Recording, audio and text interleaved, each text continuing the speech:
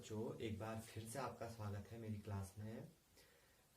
इससे पहले class 10th की केमिस्ट्री में हम जो हमारा पहला चैप्टर था केमिकल रिएक्शन एंड इक्वेशन, तो इस चैप्टर से कुछ टॉपिक हमने यहाँ पर देखे थे। ठीक है, तो इन टॉपिक में सबसे पहला टॉपिक हमने यहाँ पर पढ़ा था केमिकल रिएक्शन। ठीक है, सेकेंड टॉपिक हमारा था केमिकल इक्वेशन।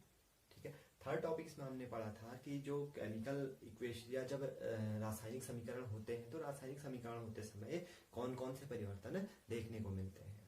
और इसके अलावा जो चौथा टॉपिक हमने यहाँ पर किया था वो किया था हमने कि केमिकल इक्वेशन को किस प्रकार लिखा जाता है। इसके बाद अब जो हमारा अगला यहाँ पर टॉपिक है वो है बैलेंस्ड केमिकल इक्वेशन है, यानी संतुलित रासायनिक समीकरण। तो संतुलित रासायनिक समीकरण किसे कहते हैं? हम देखो, कोई भी रासायनिक समीकरण जब लिखी जाती है, किसी भी केमिकल इक्वेशन को जब हम लिखते हैं तो केमिकल इक्वेशन को लिखते समय लेफ्ट हैंड साइड में रिएक्टेंट हमारे लिखे जाते हैं और इसके अलावा राइट हैंड साइड में प्रोडक्ट को हम लिखते हैं। ठीक है, अभिकारकों को हम लेफ्ट ओर लिखते हैं और इसके अलावा जो उत्पाद हमारे बनते हैं उनको हम राइट ओर या दाईं ओर हम लिखते हैं। ठीक है, तो क्या होता है कि अगर रासायनिक अभिक्रिया में कोई भी रासायनिक अभिक्रिया या किसी भी रासायनिक समीकरण को जब हम लिखते हैं तो उस समय रासायनिक समीकरण में जितने हमारे परमाणु अभिकारक में होते हैं उतने ही हमारे उत्पाद में भी होने चाहिए। तो ऐसी जो समीकरण होती है जहां पर अभिकारक और उत्पाद में परमाणुओं की संख्या समान होती है, जितने कण हमारे अभिकारक में होते हैं उतने ही कण हमारे उत्पाद में होते हैं, तो ऐसी जो रासायनिक समीकरण होती है उसको हम संतुलित रासायनिक समीकरण कहते हैं। ठीक है, तो एक सिंपल रासायनिक समीकरण है 2Mg plus O2 equal to 2MgO। ठीक है, तो इस समीकरण में देखो जितने कण हमारे अभिकारक पदार्थ में होंगे उतने ही कण हमारे उत्पाद पदार्थ में भी होंगे। ठीक है, एक बार चेक कर लेते हैं। अभिकारक में 2 मैग्नीशियम के कण हैं, जबकि उत्पाद में भी मैग्नीशियम के कितने कण हैं? 2 कण हैं। ठीक है, ऐसी अभिकारक में 2 ऑक्सीजन है, जबकि उत्पाद में भी ऑक्सीजन परमाणु की संख्या कितनी है? 2 है। तो जितने पदार्थ या जितने कण अभिकारक में उतने ही कण हमारे उत्पाद में भी हैं। ठीक है, इसी प्रकार एक अन्य समीकरण हम देखते हैं Zn प्लस H2SO4, तो बना ZnSO4 और प्लस H2। ठीक है, तो इस समीकरण में देखो जिंक का एक परमाणु अभिकारक में है, जबकि जिंक का एक परमाणु हमारे उत्पाद में भी है। ठीक है, हाइड्रोजन के 2 परमाणु हमारे अभिकारक में है, जबकि उत्पाद में भी हाइड्रोजन के 2 परमाणु उपस्थित हैं। ठीक है, सल्फर का एक परमाणु हमारे यहाँ पर अभिकारक में है, जबकि उत्पाद में भी एक सल्फर का परमाणु उपस्थित है, जबकि ऑक्सीजन के हमारे 4 परमाणु अभिकारक में है और उत्पाद में भी ऑक्सीजन के 4 परमाणु उपस्थित है। तो यहाँ पर भी हम कह सकते हैं कि जितने परमाणु हमारे अभिकारक में हैं उतने ही परमाणु हमारे उत्पाद में स्थित है। ठीक है, तो ऐसी जो रासायनिक समीकरण होते हैं जिसमें कि अभिकारक और उत्पादों में परमाणुओं की संख्या समान होती है, तो ऐसी रासायनिक समीकरणों को हम संतुलित रासायनिक समीकरण कहते हैं। अब इसके बाद हम कुछ रासायनिक समीकरण लेंगे और उन रासायनिक समीकरणों को हम संतुलित करेंगे। कुछ असंतुलित रासायनिक समीकरण हम लेंगे, उनको फिर इसके बाद हम संतुलित करेंगे।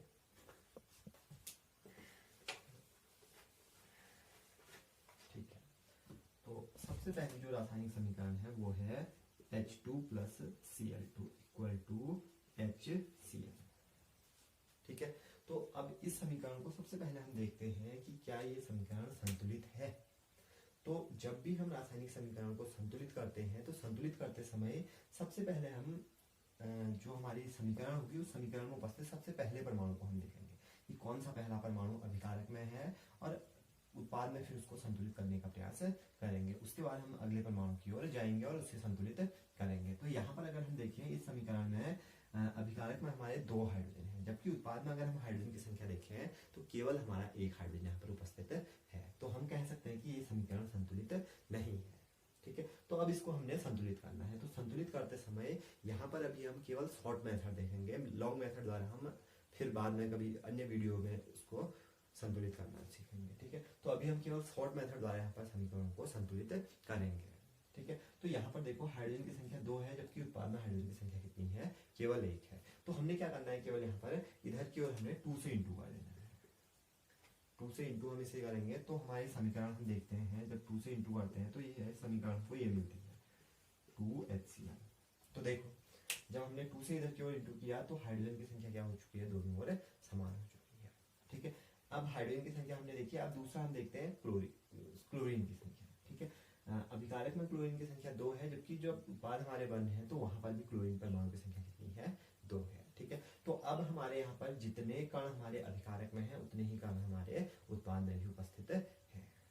ठीक है, तो हम यहाँ पर कह सकते हैं कि ये जो रासायनिक समीकरण है वो पूर्ण रूप से संतुलित है। अब इसके बाद हम एक अन्य रासायनिक समीकरण लेते हैं, Mg plus O2 equal to MgO। ठीक है, तो क्या ये रासायनिक समीकरण संतुलित है? तो इस रासायनिक समीकरण को अगर हम देखें तो ये रासायनिक समीकरण भी संतुलित नहीं है, क्योंकि ये, अगर हम यहाँ पर पहले मैग्नीशियम को देखते हैं तो मैग्नीशियम की संख्या अभिकारक में 1 है, जबकि उत्पाद में मैग्नीशियम की संख्या 1 ही है। मैग्नीशियम की संख्या तो दोनों ओर संतुलित है। ऑक्सीजन की संख्या देखो आप, ऑक्सीजन की संख्या अभिकारक में 2 है, जबकि उत्पाद में ऑक्सीजन की संख्या कितनी है, केवल 1 है। तो अब हम यहाँ पर क्या करेंगे, सबसे पहले ऑक्सीजन की संख्या को संतुलित कर लेंगे। तो ऑक्सीजन की संख्या को संतुलित करने के लिए यहाँ पर 2 है तो इधर भी हमने 2 करना है, तो इंटू 2 हम करेंगे। तो जब 2 से हम इसको इंटू करते हैं तो ये समीकरण हमको ये मिलती है, Mg plus O2 equal to 2MgO। ठीक है, तो अब देखो, क्या जब हमने 2 से इसको इंटू किया तो क्या अब समीकरण संतुलित हो चुकी है। ठीक है, तो देखो ऑक्सीजन की संख्या यहाँ पर 2 है, यहाँ पर भी कितनी मिली हमको, 2 मिली है। लेकिन जब हमने ऑक्सीजन को संतुलित किया तो राइट हैंड साइड या जो हमारा प्रोडक्ट है, प्रोडक्ट में हमारे जो मैग्नीशियम है, इस मैग्नीशियम की संख्या ज्यादा हो चुकी है। मैग्नीशियम की संख्या यहाँ पर 2 है, जबकि अभिकारक में केवल आप 1 मैग्नीशियम है। ठीक है, तो अब इसके बाद हम क्या करेंगे, अभिकारक पदार्थ में मैग्नीशियम की संख्या संतुलित करेंगे, और मैग्नीशियम की संख्या को संतुलित करने के लिए हम क्या करेंगे, इधर की ओर इंटू 2 कर लेंगे।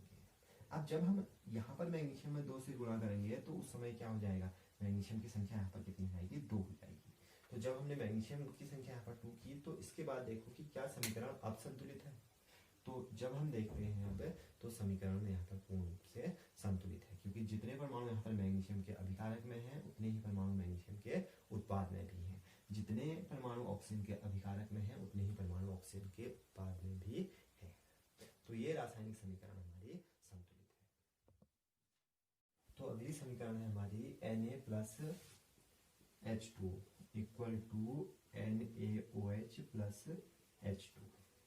ठीक है, तो इस इक्वेशन में देखो, ये इक्वेशन भी हमारी संतुलित नहीं है। क्यों नहीं है, क्योंकि यहाँ पर हाइड्रोजन की संख्या हमारी असंतुलित है। देखो हाइड्रोजन अभिकारक में तो 2 हाइड्रोजन है, जबकि उत्पाद में हाइड्रोजन की संख्या कितनी है, 3 है। ठीक है, तो अब हम इस समीकरण को संतुलित करेंगे। तो संतुलित करते समय सबसे पहले हमने कहाँ से लेना है, सोडियम से हम लेंगे। सोडियम अभिकारक में 1 है, जबकि उत्पाद में भी सोडियम की संख्या 1 है। ठीक है, अब देखो हाइड्रोजन की संख्या यहाँ पर 2 है, जबकि यहाँ पर कितनी है, 2 1 3 हमारे हाइड्रोजन है। ठीक है, तो अब हमको दोनों ओर हाइड्रोजन की संख्या समान करनी है। तो अब देखो, अगर हम इधर की ओर देखें तो 3 हाइड्रोजन हम नहीं कर सकते हैं। यहाँ हमारे 3 हाइड्रोजन है, जबकि यहाँ पर कितने हैं, 2 है। तो हम यहाँ पर हाइड्रोजन की संख्या 3 नहीं कर सकते। तो हम यहाँ पर क्या करें, अगर हम यहाँ पर 2 से गुणा करें तो हाइड्रोजन की संख्या हमारी 4 हो सकती है।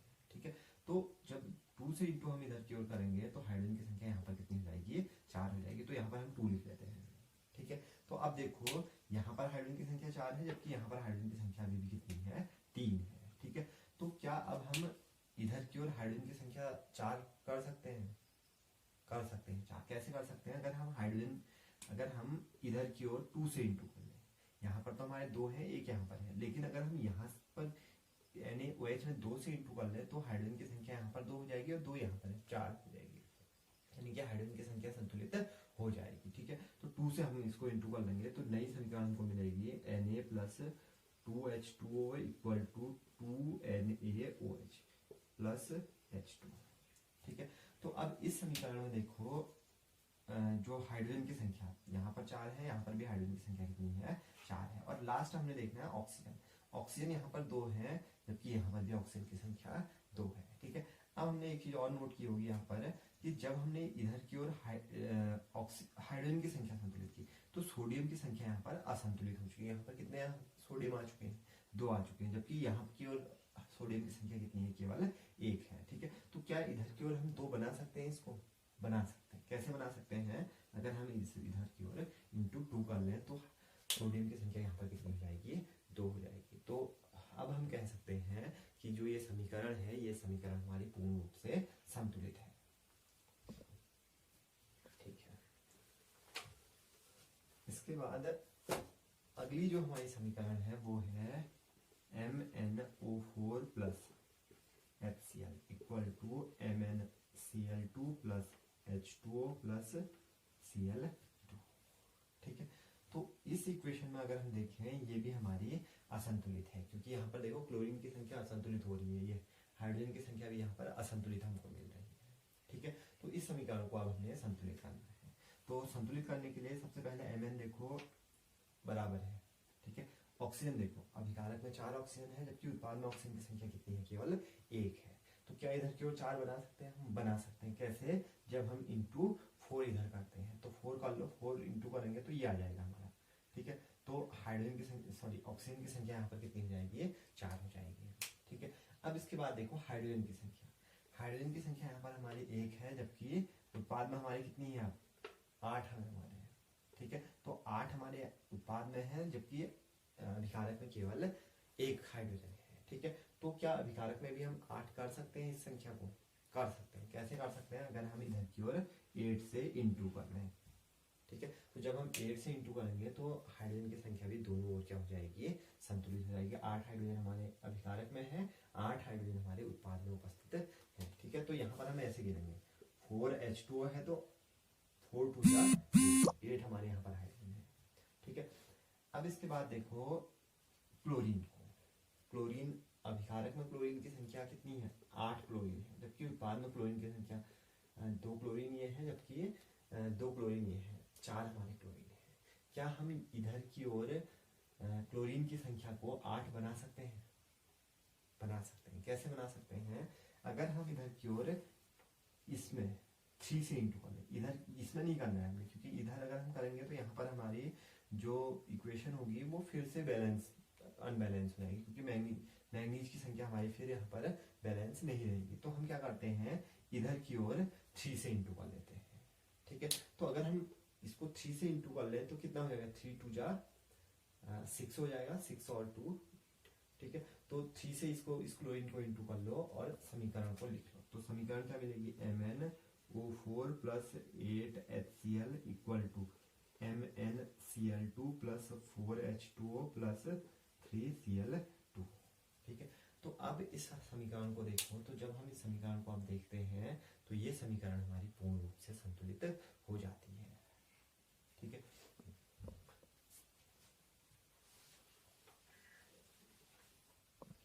अब इसके बाद एक समीकरण और संतुलित हम करेंगे, PbNO3 का whole twice equal to PbO plus NO2 plus O2। ठीक है, तो इस समीकरण को थोड़ा ध्यान से देखना कि किस प्रकार इसको संतुलित किया गया है। ठीक है, तो देखो सबसे पहले यहाँ पर भी हम लेड को संतुलित करेंगे, तो लेड तो पूर्ण रूप से संतुलित है। ठीक है, अब इसके अलावा नाइट्रोजन को करेंगे। नाइट्रोजन यहाँ पर अगर हम देखें तो होल ट्वाइस है, तो इसका मतलब क्या है? नाइट्रोजन यहाँ पर 2 है। ठीक है, और ऑक्सीजन कितने हैं? 3 2 जा 6 है अंदर।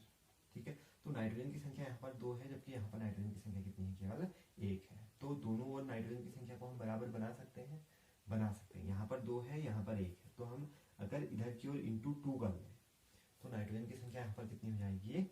2 हो जाएगी। ठीक है, तो सीधे सीधे यहाँ पर हम कर लेते हैं 2, इधर की ओर 2 से इंटू किया तो नाइट्रोजन की संख्या कितनी हो गई? 2 हो गई। अब इसके बाद ऑक्सीजन की संख्या देखो। ऑक्सीजन की संख्या यहाँ पर कितनी है? 6 हमारे ऑक्सीजन है, जबकि यहाँ पर अगर हम ऑक्सीजन की संख्या देखें, 2 ऑक्सीजन ये है, 2 ऑक्सीजन ये है, 4 ऑक्सीजन, 1 ऑक्सीजन ये है, 5 ऑक्सीजन है, जबकि यहाँ पर ऑक्सीजन की संख्या कितनी है? 6 है। तो क्या इधर की ओर भी हम 6 बना सकते हैं? कर सकते हैं। और वो कैसे करेंगे? यहाँ पर अगर हम 2 से इंटू करें तो नहीं होगा, 2 से करें तो 2 2 जा 4 5 6 7 हो जाएगा। ठीक है, तो यहाँ पर देखो अगर हम इसमें बैलेंस करें तो यहाँ पर अगर हम 2 से इंटू कर लें, क्योंकि यहाँ पर 1 है, 2 यहाँ है और 1 यहाँ पर है, अगर हम यहाँ की ओर 2 से इंटू कर लें तो ऑक्सीजन की संख्या हमारी संतुलित हो सकती है। ठीक है, हो सकती है ना, तो हम कर लेंगे यहाँ पर PbNO3 का whole twice equal to 2PbO plus 2NO2 plus O2। ठीक है, तो ये समीकरण हमको प्राप्त हुई। तो जब हमने यहाँ पर 2 से इंटू किया इस साइड, तो ऑक्सीजन की संख्या तो हमारी संतुलित हुई। देखो ऑक्सीजन की संख्या यहाँ पर अब संतुलित है, नाइट्रोजन की संख्या भी संतुलित है, जबकि पीबी की संख्या यहाँ पर असंतुलित होगी। यहाँ पर पीबी की संख्या 2 है, जबकि अभिकारक में पीबी की संख्या कितनी है, केवल 1 है। तो अब पीबी की संख्या क्या इस ओर संतुलित कर सकते हैं? हाँ कर सकते हैं, बिल्कुल कर सकते हैं, जब हम यहाँ पर 2 का अगर हम प्रयोग करें। तो देखो जब हमने यहाँ पर 2 का प्रयोग किया तो लेड की संख्या संतुलित हो गई। ठीक है, अब इसमें थोड़ा सा यहाँ पर से आप कंफ्यूज हो गए, लेकिन होना मत, क्योंकि इसको यहाँ से मेनली समझना। ठीक है, तो यहाँ पर देखो जब हमने लेड की संख्या यहाँ दोनों ओर संतुलित की, तो उस समय क्या हुआ, देखो नाइट्रोजन की संख्या यहाँ पर असंतुलित हो गई, जबकि ऑक्सीजन की संख्या भी यहाँ पर असंतुलित हो गई। ठीक है, क्यों? क्योंकि यहाँ पर 2 का प्रयोग हो चुका है। ठीक है, इसका मतलब क्या है, 2PbO का मतलब है PbNO3 का होल ट्वाइस, PbNO3 का होल ट्वाइस। इसका मतलब यही तो है, 2 मोल्स का मतलब है कि 2 हमारे यहाँ पर PbNO3 के कण है, सॉरी PbNO3 का होल ट्वाइस इसके कण है। तो अब देखो लेड यहाँ पर 2 है, जबकि नाइट्रोजन कितने होंगे, 2 यहाँ है 2 यहाँ है, 4 नाइट्रोजन होंगे, और ऑक्सीजन कितने होंगे, टोटल 12 होंगे। ठीक है, तो यहाँ पर अगर हम देखें नाइट्रोजन की संख्या कितनी है, 4 है अभी। ठीक है, 2 दूना 4, सॉरी 2 यहाँ अंदर है, 2 2 जा 4 है, और ये कितने हैं, 12 है। ठीक है, तो अब हमने यहाँ पर फिर से नाइट्रोजन की संख्या और ऑक्सीजन की संख्या हमें यहाँ पर संतुलित करनी होगी। ठीक है, तो अब नाइट्रोजन की संख्या यहाँ पर कितनी है बोला था, 4 है, 2 ये हैं 2 ये हैं। ठीक है, या ऐसे कर लो 2 2 जा 4 नाइट्रोजन हमारे यहाँ है, जबकि यहाँ पर नाइट्रोजन की संख्या कितनी है, केवल 2 है। तो अब हम क्या करें, यहाँ पर नाइट्रोजन की संख्या हमने 4 बनानी है, तो हम इंटू 2 कर लेंगे इधर की ओर। तो जब हमने इंटू 2 किया तो यहाँ पर कितना हो जाएगा, नाइट्रोजन की संख्या 4 हो जाएगी। इंटू 2 हमने इधर का करना है, तो नाइट्रोजन की संख्या यहाँ पर कितनी हो जाएगी, अब 4 हो जाएगी। ठीक है, तो नाइट्रोजन की संख्या संतुलित हो गई है, हो गई है। ठीक है, क्योंकि यहाँ पर 4 नाइट्रोजन हो गए हैं, तो यहाँ पर भी नाइट्रोजन की संख्या कितनी हो गई है, 4 हो गई है। अब फिर से ऑक्सीजन के पास जाते हैं, तो ऑक्सीजन की 3 दूना 6, 6 दूना 12, यानी कि 12 ऑक्सीजन यहाँ पर उपस्थित है। जबकि उत्पाद में देखो अब 2 ऑक्सीजन ये है, ये 4 2 जा 8 ऑक्सीजन ये है। ठीक है, और इसके बाद 2 ऑक्सीजन ये है, तो टोटल हमारे 2 8 और इसके बाद 2, टोटल ऑक्सीजन की संख्या कितनी है, 12 है। ठीक है, तो अब हम कह सकते हैं कि ये जो इक्वेशन है, ये इक्वेशन पूर्ण रूप से हमारी संतुलित है। ठीक है, तो जब भी इस वीडियो को आप देखोगे तो इसमें ये वाली जो इक्वेशन है, इसको 1-2 बार फिर से देखना, तो आपको ठीक से समझ में आ जाएगी। ठीक है, तो ये हमारी कुछ समीकरण थी जिनको हमने संतुलित किया। ठीक है, तो आज के वीडियो में इतना ही। जो इसकी जो लॉन्ग